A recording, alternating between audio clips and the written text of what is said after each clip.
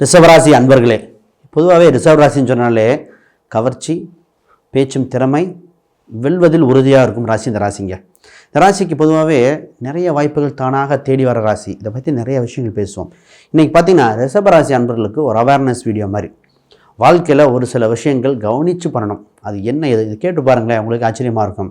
ஆமாம், இதெல்லாம் நடந்தது, இதெல்லாம் விட்டுட்டோமே அப்படிங்கிற மாதிரி. அப்போ ஒரு சில விஷயங்கள் நம்ம வேகப்படுத்தணும், ஒரு சில விஷயங்கள் தவிர்த்தரணும். காலம் தவிர்க்கக்கூடாத விஷயமும் இருக்குது. ஆக மொத்தம் சூட்சமங்கள் நிறைந்த வீடியோங்க. ரைட்டு, முதல்ல புதுசாக பார்க்குறவங்க சப்ஸ்கிரைப் பண்ணிக்கோங்க. கேள்விகள் சந்தேகங்கள் இருந்தால் கான்டாக்ட் பண்ணுங்கள். நான் உங்கள் ஸ்ரீ சுபம் விஜயகுமார். முதல்ல ரிஷபராசி அப்படின்னாலே பேச்சு திறமை அதிகம், நல்லா பேசக்கூடிய ராசி. இந்த ராசி இருக்கிற இடத்துல கலகலப்பு உண்டு, மகிழ்ச்சியாக இருக்குது.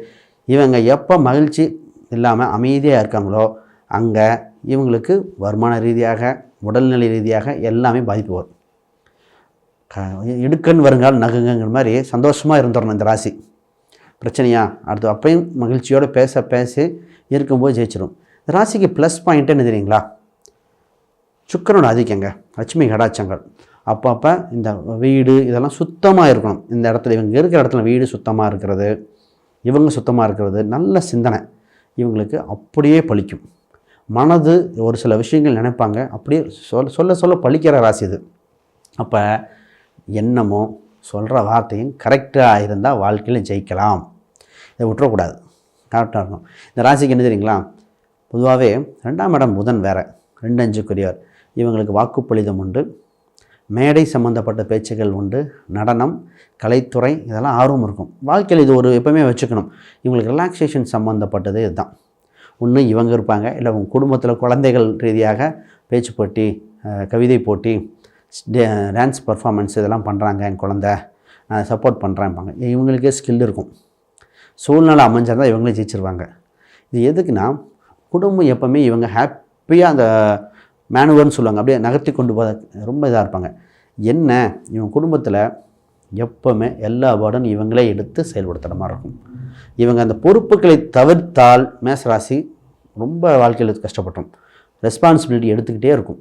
ரைட், குறிப்பாக இவங்களுக்கு ஒன்றே ஒன்று மட்டும் கவனிச்சுக்கணும். இந்த ஃபோனு இல்லை கம்யூனிகேஷன், இது மாதிரி இவங்களுக்கு பிரச்சனையும் வராது, இது மாதிரி ஹெல்ப்பும் பண்ணாது. எப்போவுமே பார்த்திங்கன்னா ஃபோன் சம்மந்தப்பட்ட ஒர்க்கால் ஃபோன் ஸ்க்ராட்ச் ஆகிடுச்சு, சொன்ன சொல் போய் ரீச் ஆகலை, சொன்னதை மறந்துட்டேன். அதாவது இந்த கம்யூனிகேஷன் கேப்பு தாங்க இந்த ராசிக்கு அப்பப்போ வந்து நின்றோம். இதை டேக்கிள் பண்ணால் வாழ்க்கையில் ரிஷபம் ஜெயிச்சிடும். எப்போவுமே கம்யூனிகேஷன் இது தான். அதேமாதிரி இஎம்ஐ, இந்த கடன் சம்மந்த EMI, credit card, communication, phone, bike, இதெல்லாம் தான் பிரச்சனையாக வரும். நான் இந்த ராசிக்கு எப்போவுமே அட்வைஸ் பண்ணேன், சார் பைக் சம்மந்தப்பட்டது சிட்டிக்குள்ளே ஓட்டுற மாதிரி இருந்தால் சர்வீஸ் பர்ஃபெக்டாக பண்ணுங்கள். சர்வீஸ் பண்ணுறதுக்கு சங்கடப்படாதீங்க. முக்கியமான நேரத்தில் அவசரத்துக்கு உதவாது. அவசரம் பிரம்மாஸ்திரம் விட நேரத்தில் அவசரத்தை சத்தியை வாங்கின மாதிரி முக்கியமான நேரத்தில் ஒர்க் ஆகுது. அப்போ பதட்டப்பட்டுருக்கு, என்னது இந்த நேரத்தில் ஆகுதுன்னு. எப்போவுமே இந்த ராசி ப்ரீ கால்குலேட்டிவாக பண்ணிக்கணும். இது ரொம்ப ரொம்ப ரொம்ப முக்கியங்க. இவங்க இருக்கிற வீடு பார்த்திங்கன்னா எப்போவுமே வீட்டு அருகில் ஏதோ ஒரு கவர்மெண்ட் எம்ப்ளாயி, இல்லை ஒரு டாக்டரு, ஒரு கவர்மெண்ட் குவார்ட்டர்ஸ் இந்த மாதிரி ஏதோ ஒன்று வரும். அது சம்மந்தப்பட்ட இடத்துல தான் பார்க்கணும். மெயினாக இவங்களை ஹார்ட் ஆஃப் த சிட்டி, அதாவது அந்த தலைநகர பகுதியிலே இதாக இருக்கணும். கிராமமாக இருந்தால் கூட அது மெயினான ஏரியாவாக இருக்கணும். பக்கத்தில் ஒரு கவர்மெண்ட் ஆஃபீஸு, பக்கத்தில் தான் ரேஷன் கடை, பக்கத்தில் லைப்ரரி, பக்கத்தில் அந்த கவர்மெண்ட் பார்க்கு, இது பக்கத்தில் தான் அமையும். அங்கே தான் அமைச்சிக்கணும். இது வீடு மட்டும் கரெக்டாக அமைச்சிக்கிட்டா இது ஜெயிச்சிடும். நிறைய பேர் கேட்டால் சொல்லுவாங்க, அங்கே எங்கள் டெய்லர் பக்கத்து வீட்டில் தான் இருக்காங்க, எங்கள் பக்கத்து வீட்டில் தான் ஒரு ஃபினான்ஷியர் இருக்கார். இந்த அம்சம் தாங்க இருக்கும். இப்போ சொன்ன அம்சத்தை மாற்றி அமைக்கக்கூடாது. இந்த வகையில் ஏதோ ஒன்றாவது வந்துடணும். நான் ஒருத்தர் வீடு ரிஷபராசிக்கார் வீடு விடுறாரு. அவர் சொன்னார், இல்லைங்க இந்த தம்பி பேங்க்கில் வேலை பார்க்குறது, சின்ன பேங்க்கு அப்படி அப்படின்னாரு. சார் அந்த பையன் கரெக்டு அதே வீடு கொடுத்துருங்க. ஏன் சார் இதுக்கு? அவர் ரொம்ப தெரிஞ்சவர்.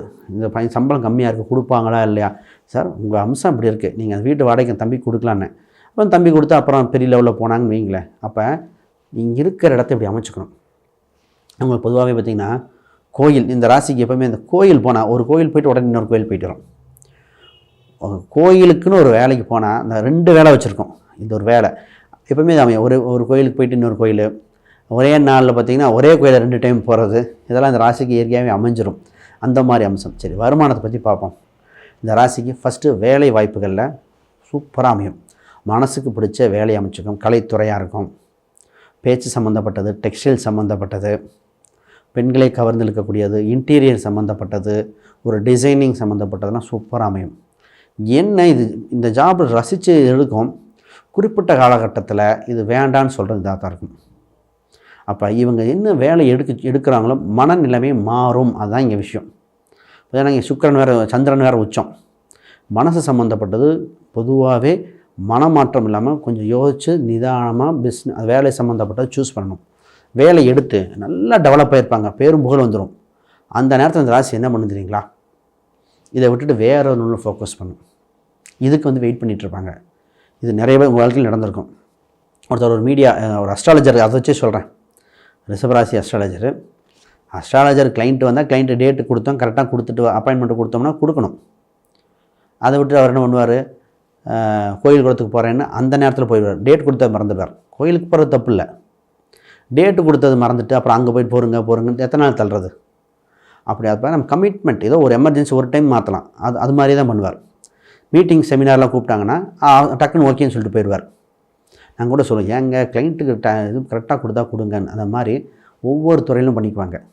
அப்போ கமிட்மெண்ட் இருக்கும் பொழுது வேற ஒரு பிஸியாக வரும் பொழுது அதை யோசிக்க முன்னாடி கொடுத்ததை பார்த்துட்டு பண்ணணும். இந்த ஒரு பாயிண்ட்டை மட்டும் பார்த்துக்கங்க, எப்போ வச்சிடும். இப்போ ஒரு எந்த துறையில் இருக்கிறனாலும் உங்களுக்கு இந்த வேலையில் பாப்புலாரிட்டி வரும் பொழுது வேறு ஒரு கமிட்மெண்ட் வரும். ரெண்டும் பேலன்ஸ் பண்ணால் தான் ரிஷபம் ஜெயிக்கும். ரைட்டு. பொதுவாக இந்த ராசிக்கு திருமணம் சம்மந்தப்பட்டது எப்போவுமே வருகின்ற கணவனோ மனைவியோ கொஞ்சம் ஆதிக்க குணமாக தான் இருக்கும். நீங்கள் என்ன தான் மிரட்டுற மாதிரி நினச்சிட்டு இருந்தாலும் கொஞ்சம் அவங்க கை ஓங்கி தான் இருக்கும். அதை புரிஞ்சுக்கணும். இது புரிஞ்சுக்கிட்டால் தான் இந்த ரிஷப ராசி திருமண வாழ்க்கையான செவ்வாய் ஆதிக்கம்.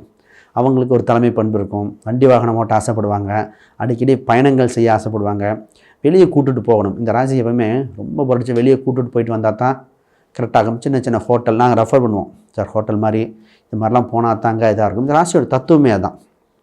பார்ட்னர் சம்மந்தப்பட்டதில் இந்த விஷயத்தில் கவனமாக இருந்தது. பொதுவாக அவங்களுக்கு பூர்வீக ரீதியான சொத்துக்கள் உண்டு, பூர்வீகம் உண்டு. பூர்வீக சொத்துக்கள் இயற்கையாக அமையும். இவங்களுக்கு இன்னொரு பிஸ்னஸ் சம்மந்தப்பட்டது கேட்டால் தந்தை என்ன தொழில் செய்தாரோ அதே தொழில் அமையும். அப்போ அப்பா கவர்மெண்ட் வேலையில் இருந்தாருங்க, அதோட வேலை கிடைக்குமா, நிச்சயமாக கிடைக்கும். நிறைய பேருக்கு கிடச்சிருக்கு. அப்பா கவர்மெண்ட் வேலையாக இருந்தால் அந்த வாரிசு அடிப்படையில் கிடைக்கிற வேலை, தந்தையோட தொழில் அப்படியே எடுத்துக்கிறது, இதெல்லாம் சூப்பர் அமையும் இந்த ராசிக்கு. இவங்க பிஸ்னஸ் சம்மந்தப்பட்ட தர்ம கர்மாதிபதி யோகம் இருக்குது. கோயில் குளங்கள் பார்த்துருப்பாங்க. இவங்களுக்கு ஒன்றே ஒன்று கவனிச்சுக்கணும், தொழிலில் நல்ல யோகமாக இருக்கும், தொழில் நல்லா நடக்கும், மன மாறுதல் இங்கேயும் ஏற்படும்.